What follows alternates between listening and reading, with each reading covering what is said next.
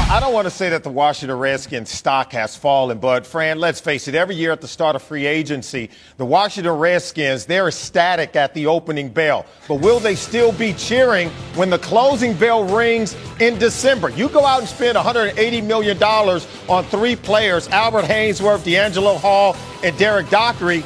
Well, it better make significant changes. You better be better than the Dallas Cowboys. You better be better than the Eagles and the New York Giants. And I don't think, even in all their spending, that they address the most critical area, which is the passing game.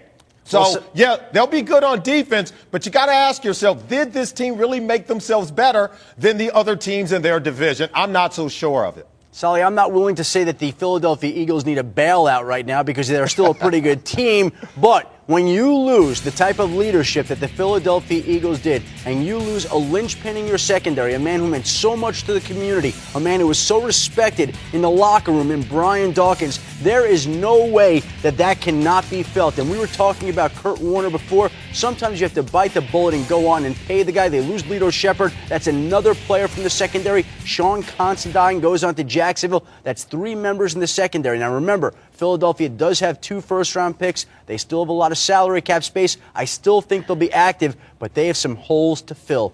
You know, for me, guys, the team walking the tight wire here, the high wire, is the Arizona Cardinals. If they don't sign Kurt Warner back, if they're not able to get him under contract, where do they go then?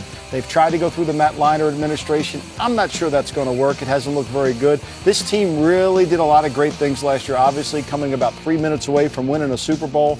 And I just would hate to think, and I don't know how they can overcome if they don't get Kurt Warner back. So they're the one, to me, that has the most risk right now. All right, Solomon Wilcots is joining us on the Total Access Free Agency Show. I need to talk to you about some stock tips because you got the lingo down.